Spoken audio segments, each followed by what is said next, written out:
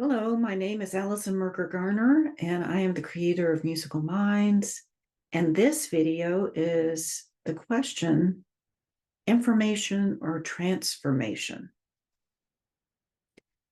This is something that comes up quite a lot in conversations with people that I speak with, and information seems to be what people believe they are seeking.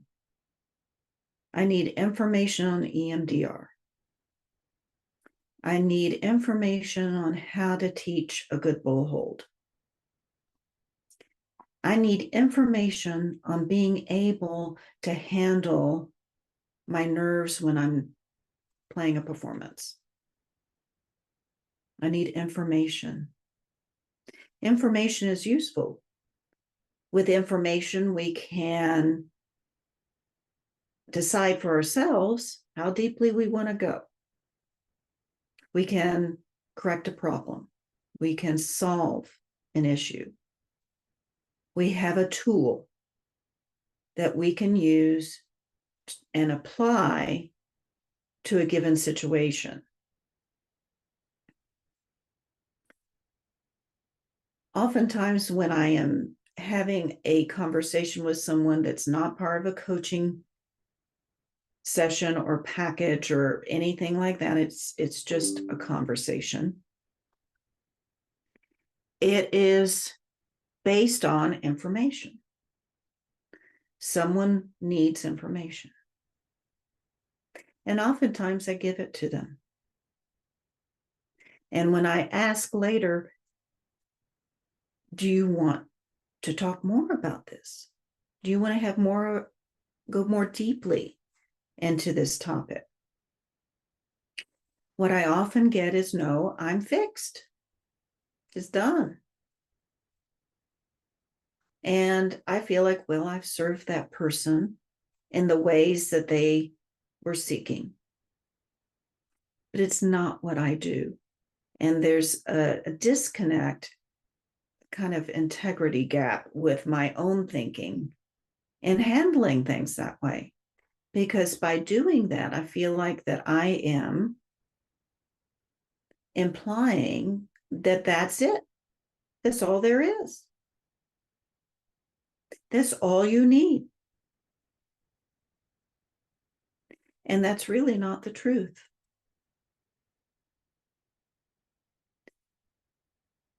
When we're dealing with information, we're looking for a fix. There's nothing wrong with getting a fix for something. But we're kidding ourselves if we believe that that's the end of it, that's all there is. And what often happens is that we reach the limit of that fix pretty early. We find that, okay, I feel a little bit better. I feel that my anxiety has been mitigated enough for me to get through a performance. But it keeps creeping back in different forms. Or I don't enjoy the performance. Or I play okay, but I'm not playing my best. I can't access expression. You find there's a limit to what you've been given. That's the part that is transformation. When you reach that limit of the information that you have,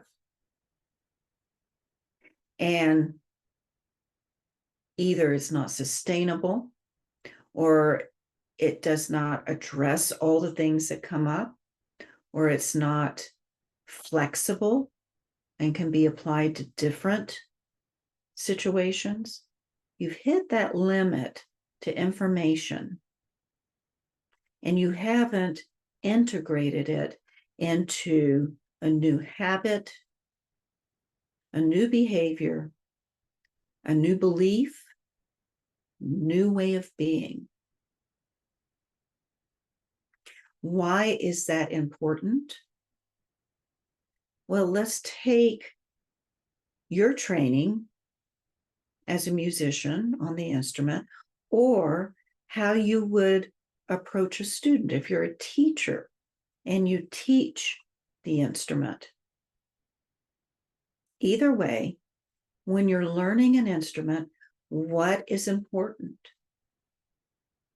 What is harped on over and over again? You must practice.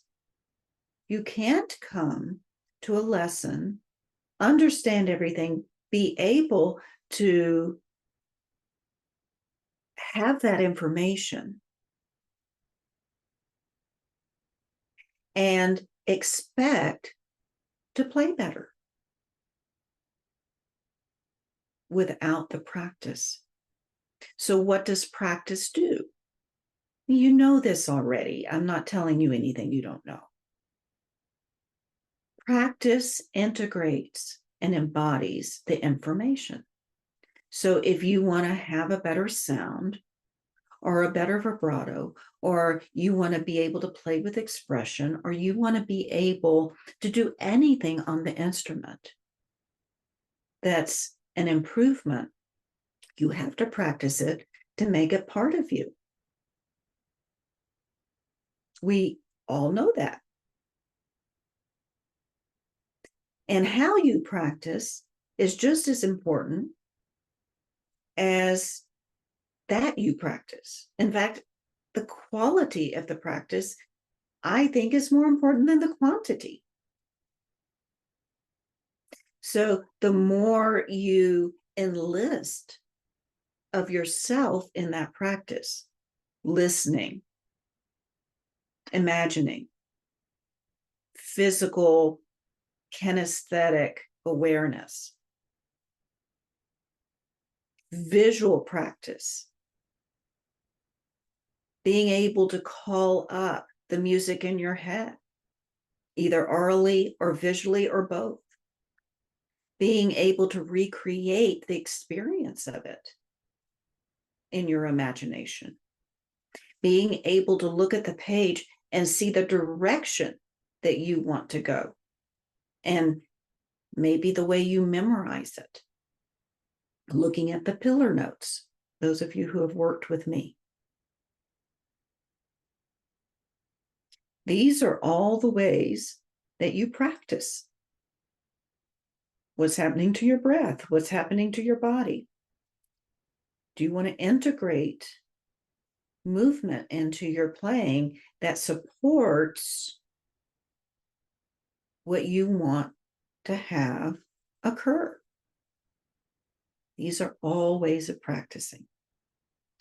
And so when we're talking about things that are about our way of being, our state of being, it's no different.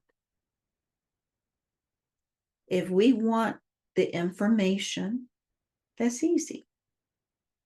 This is why in consultations, I often just give out information, because that's what people are seeking. You can Google that. But if you're wanting more than information, if you want to truly transform your playing, your teaching, your state of being, your behavior, your reactions to things, whatever it is, if you're truly wanting to transform it, then that requires more than information. Information is important. You need the data, right? And then you need to connect with that data. To transform, you've got to engage. And engagement means the same as what you do as a musician when you practice. It means that you rehearse it using all of your neurology. You see, we have a complex brain. We have a brain that's old, is connected to our oldest neural system. We still have that.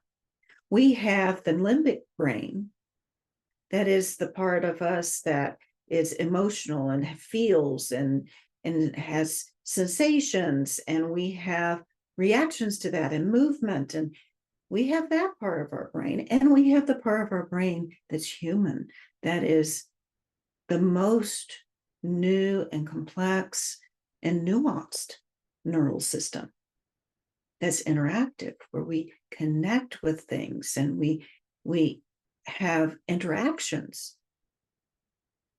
We realize what's going on around us, and we are influenced by that, and then we can impact our environment. If we truly want to learn something, we have to use all three. Just getting this awareness is a start. That's our information brain. We bring it in. Then we rehearse it. That's the limbic area. We start to use all of our senses. We start to analyze. We start to be able to create what that thought is into form. What does that look like? How does that manifest in my life? And then we go to the old brain. We go to the part of the brain that is unconscious. It seeps into the part of us that we're not even aware of. It goes into that very, very dark place. That's a universal consciousness that we're not fully able to know, but we are influenced by. We're deeply influenced by that. It integrates into all of those areas, and then it comes back through again. This is where a lot of the work that you see online, it doesn't go there. I'm not saying it's bad. I'm not saying it's not useful. I'm not saying that, I'm better and it has its place. It has its importance. It has its relevance. But it doesn't go into the whole self. It doesn't go into the whole neurobiology of who we are, which is what we do when we practice. We want it to be integrated. We want to know the music so well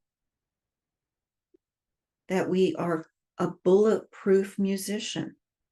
But what does bulletproof imply to you? Unexpressive, or a machine. So when we choose to take information and integrate it, we do have a choice whether we want it to be machine-like and inflexible and rigid, so that it doesn't apply to situations that are maybe different, or we can choose to be resilient in that information, to be flexible enough to adapt to different situations and to be sustainable in that. So we take what we've practiced deliberately and consciously, we integrate it in our being, and then we go back through. We bring what we are doing, our habits, our behaviors, our feelings, our sensations, and bring them to our conscious level. Again, they have not stayed the same. Witness if we have our deliberate practice and we have a performance and something comes up. We all of a sudden have a threat reaction to that. Heart rate goes up, we start to shake, whatever it is, or we start to panic. Then something has to be integrated on a more flexible level for us to be resilient in that situation. That's when we go back through in our practice to integrate a new way of being that is sustainable and bring that to our consciousness, to our awareness, to our experience, so that we have a neural experience of that kind of resilience. That's transformation. So if you come to me and you say, I want to feel better in this way, I want to have no anxiety, or I want to feel better when I play in front of people, or drive my car in this situation, or anything else that you come to me for, I can give you something that you can do right away to make it better. But I cannot solve it for you. I cannot fix it. I cannot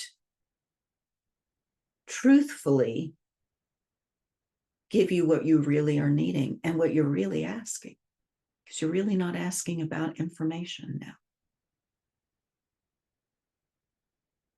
You're asking about transformation. And I'm lying to you if I say to you, okay, then go do this exercise and you're going to feel better. That's true. You will go do that exercise and you will feel better, but you will not be getting what you're actually asking for. And you may not even be aware of. And that takes more.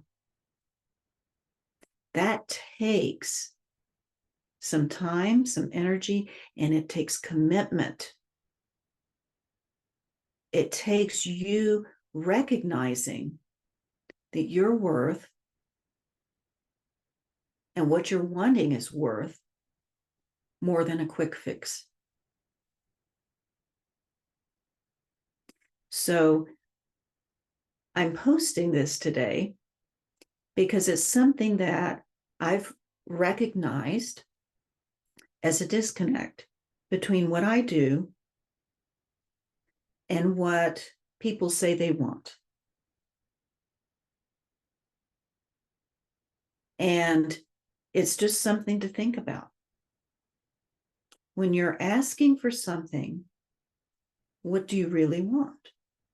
If you want to fix that child's bowl hold, are you really wanting the technique advice, the teacher points?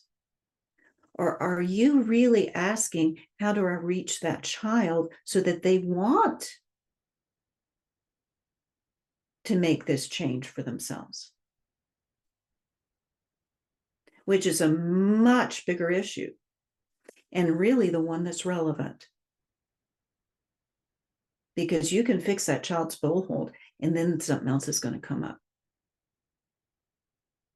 But if you've treated the real root cause of that bowl hold not being fixed, then it's relevant to everything that comes up after it. Something to think about. Thank you for listening.